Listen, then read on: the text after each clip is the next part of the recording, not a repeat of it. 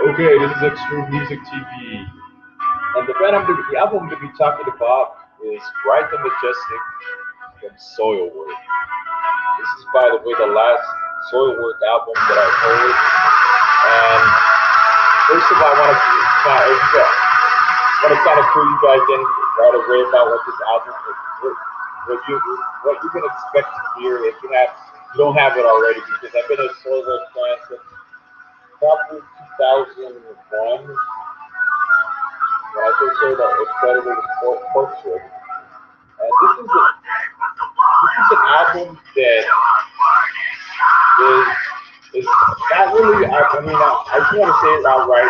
It's not really gonna knock your socks off with this originality, or does it? There's no huge swings in the meter. I mean, this is just basically another solid soil work album. It's played skillfully, kind of like a melodic death metal style, of course, because they're from Sweden. But and it's and of course the speed is he doesn't go any further than his usual the usual guttural screams and melodic vocals, MTV style. You know, I mean, it doesn't really. Right, the Majestic is just a really solid album, I'm a little bit disappointed of this album because of for obvious reasons, because it's not, like I said, it's not gonna. It's To me, it's just Soilwork doing another album. I really don't see anything groundbreaking on this album. It's not like Soilwork really has to answer to anybody or any kind of trend or anything. It's just this is just really just a solid album, and I just want to express that. But okay, released on August 28th, 2015. Producer Dave Castillo, and like I said, this is melodic death metal, more of the more it's professionally recorded. It's not you're not gonna hear this is not what's done in the basement or anything like that. Right? The opening track is Ride Majestic, and then A Light in the Aftermath, Death in General, Enemies of Fatality. You know, like I said, this is an album that doesn't really go straight from the formula at all. There's a lot of bands just like this. It's because it's like if a band tries to stray from the formula, fans get angry, and then they scream sell out. And really, Soilwork, they started out, their history as just a straight up melodic death metal band from Gothenburg, Sweden. And their earlier stuff was more like At the Gates than they're more, I would say, like it, because I think Killswitch and Gaze, bands like Killswitch Gaze and Metalcore got influenced by a lot of these albums, including albums by In Flame, Dark Tranquility, all this other stuff. So, Gothenburg has definitely had its, just a whole lot of publicity and a lot of followers for the last, well, like 30 years. And the next is Trick by Sulfur. And the Phantom and Ride the Majestic, it's kind of like like a Aspire Angelic.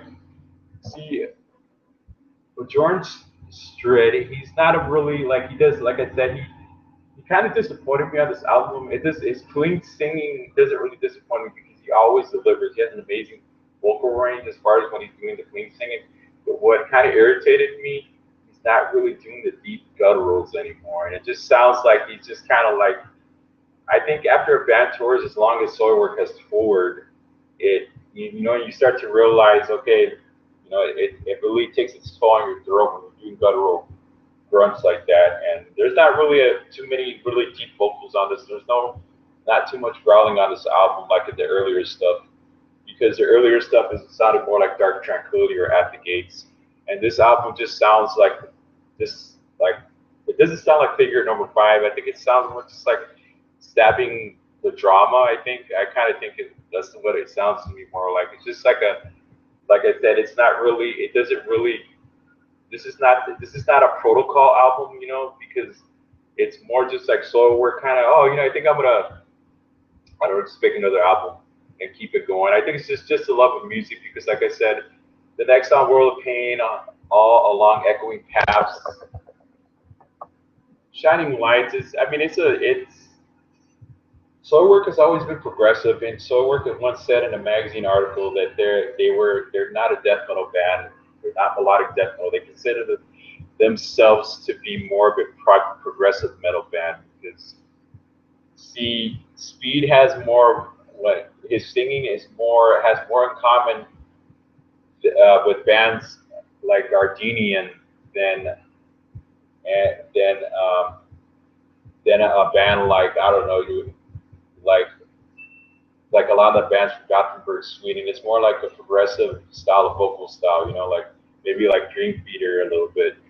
And the next song, Father and Son, Watching the World Go Down, is a very personal song, and it like the songwriting is solid. The songwriting is really good actually, and you know these guys can't do a bad album. It's just like I said, I'm kind of disappointed that the album, the vocals are not. I don't have the deep gutturals that I'm used to getting into because that's what really because you know at one point Killswitch Engage where he kind of Speed did a couple of backup vocals because I mean a couple of vocals took over vocals because that's when Jesse David Leach exited the band, of course, and he kind of they asked him to do it for a couple of the tours, you know. So you know, like I said, you know, this of Hollow Dreams and the last song, the end begins below the surface.